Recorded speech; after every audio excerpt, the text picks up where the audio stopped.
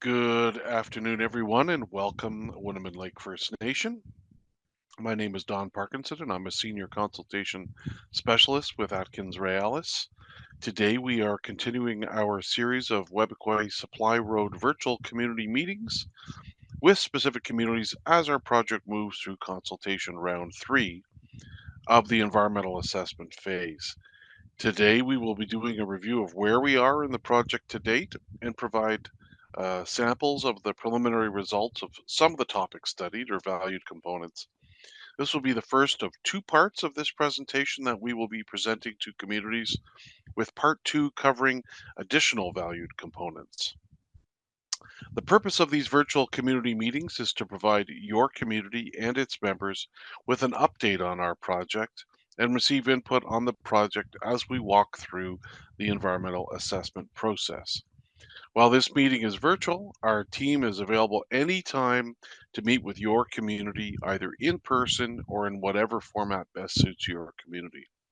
At the same time, we will respect your community consultation protocols.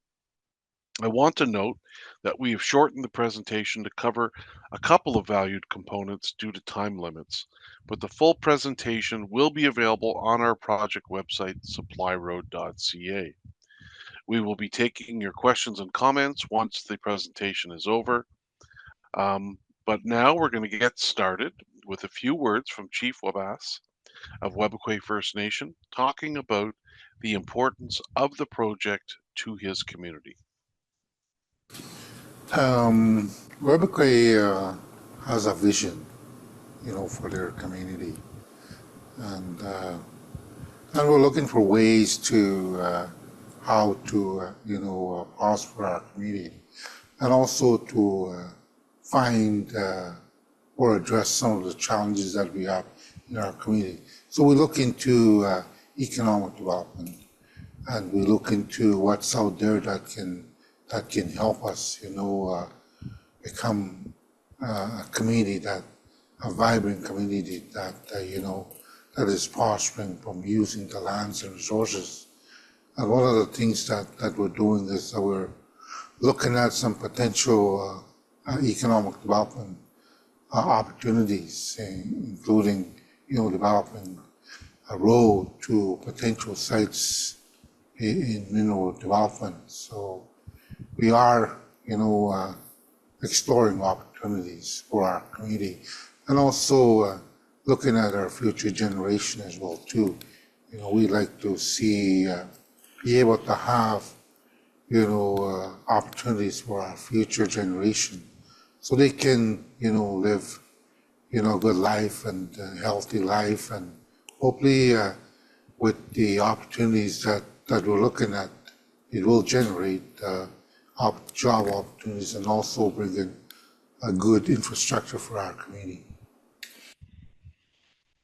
Our thanks to Chief Wabas for his thoughtful words about what this project would mean to his community. Let's move now to the presentation, part 1 of the preliminary results of the valued components, or VCs, and then we're going to come back and take any questions or comments community members may have. So with that, let's play consultation round 3, part 1 video. Welcome to round 3 of the WSR environmental assessment phase. Today we will be covering part 1, which talks about what is being looked at in the provincial environmental and federal impact assessments, how the effects assessment is being completed, and the preliminary effects assessment results for selected value components, which are basically the different things we have studied as part of the environmental assessment or impact assessment. Part 2, which will be part of a separate virtual community meeting, will continue to cover preliminary results of effects assessment for select valued components, but will also cover cumulative effects, which are the leftover effects of this project combined with others from the past, present, and future. Webequie First Nation is about 200 to 250 kilometers from the Hudson Bay and James Bay coasts, and the planned Webequie Supply Road runs south of Webequie and then east to the Ring of Fire area. The purpose of the Webequie Supply Road is to move people and supplies to the Ring of Fire area, create jobs and business opportunities for community members, as well as skills training opportunities for young people. As this is Webequie's project, this will be done in a careful, sensitive way that will preserve and strengthen the community's language and culture. The planned road will be 107 kilometers long, with 17 kilometers on the Webequie First Nation reserve lands. The corridor planning area is 2 kilometers wide, but the actual cleared area will be 35 meters wide, make 3 large water crossings, and will include temporary pits, quarries, equipment storage areas, and construction camps. The road will make 6 major water crossings and will include temporary pits, quarries, equipment storage areas, and 4 construction camps. Now let's talk about the communication we have had with Indigenous communities. In our rounds 1 and 2 of consultation with communities, the project website was updated with new information, notices were sent to all 22 communities offering a variety of engagement options, and in-person and virtual community sessions were conducted, as well as streaming sessions to help community members better understand the process and the project overall. As mentioned, the WSR consultation team offered opportunities for all 28 Indigenous communities to provide input on the project during round 2, as we previously did during round 1. The virtual community sessions with each of the 22 communities were heavily promoted through social media and email. A variety of input was received on the project during round 2, ranging from ownership and responsibility for the completed road, impacts of climate change, employment and training opportunities, business opportunities, and impacts on treaty rights to potential downstream impacts to coastal communities. Much of the feedback related to topics that will be addressed as the project moves closer to construction, or those that are of a more regional nature and have their own process, such as federal regional assessment. Now let's move to the heart of the presentation.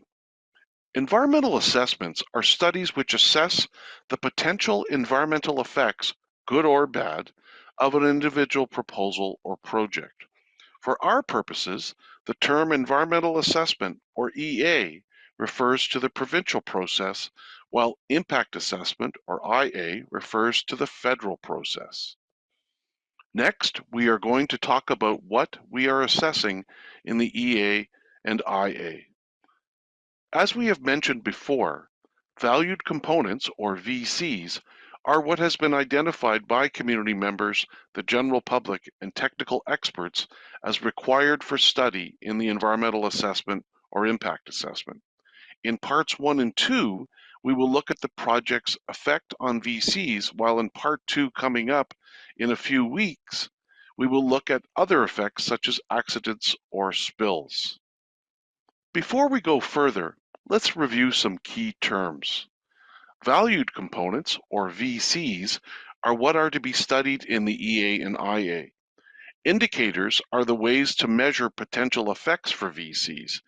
Temporal boundaries is the timeline for assessment, and spatial boundaries are the geographic areas for assessment. Now we are going to talk about how the effects assessment is done. Engagement and consultation, as well as Indigenous knowledge, land, and resource use, feeds into the effects assessment steps, including identifying what will be studied, defining boundaries, identifying possible effects, and which are left over after mitigation, then looking at all effects together, and then identifying follow-up and monitoring and overall advantages and disadvantages of the project. We have received a lot of IKLRU information so far, including the purpose of traditional ceremonies, reliance on country foods, and climate change impacts. Existing conditions for each of the VCs are described through background research, engagement and consultation, and field studies. For each valued component, we look at potential effects and pathways, meaning how it happens and the route followed. For example, grading or reshaping the land as part of the project usually hardens the ground, making it harder for rain to get into the soil and lowering groundwater levels. Mitigation can be done in different ways: elimination of effects, reduction in control of effects, and offsets, where improvements can be made elsewhere to improve fish habitat, for example. When we describe the net or leftover effects, we talk about the direction of the changes, be they positive or negative, the amount of change, the area impacted by the effect, when the effect will occur, how long the effect will be, how often it will occur, the social or cultural effect, whether the effect will be permanent, and how likely the effect is to occur.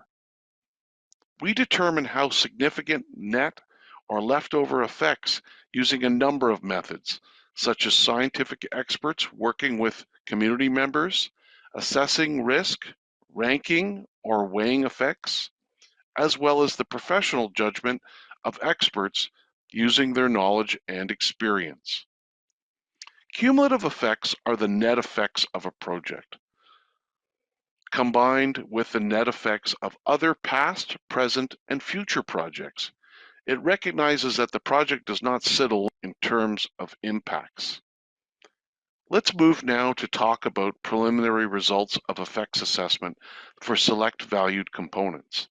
While we focus on surface water and fish habitat for this presentation due to limited time, the full version of this presentation that is available on the website will include preliminary results for groundwater, geology, terrain and soils, noise, air quality, and visual environment. The preliminary results for the remaining valued components will be available in part 2 of this presentation, coming to you in a few weeks. However, if anyone is interested in hearing the results for the other valued components, we can discuss these after today's presentation. Let's move now to talk about preliminary results of effects assessment for selected valued components, or VCs. While we focus on surface water and fish habitat for this presentation due to limited time, the full version of this presentation is available on the website and will include preliminary results for groundwater, geology, terrain and soils, noise, air quality, and visual environment. The preliminary results for the remaining valued components will be available in part 2 of this presentation, coming to you in a few weeks.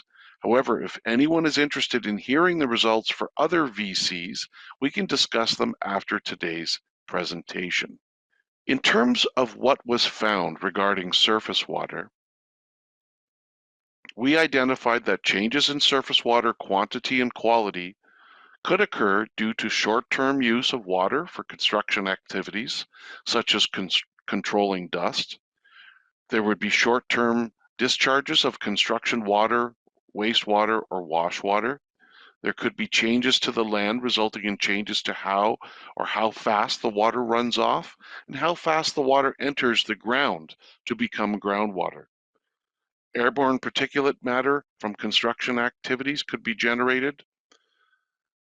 Blasting activities could release chemical constituents into nearby water bodies, so chemicals into nearby water bodies.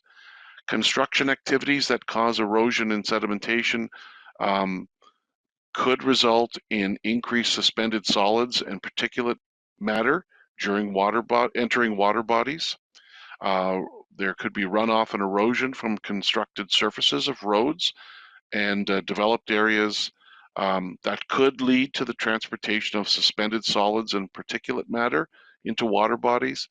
And finally, road maintenance activities could lead to the deposition of sediment into water bodies. So in terms of what we plan to do to mitigate potential effects on surface water, we can use roadway design to effectively manage runoff, use frequent cross culverts in muskeg areas to prevent water backup, design crossing structures to handle higher control measures, and a spills prevention and emergency response plan. Let's now talk about fish and fish habitat.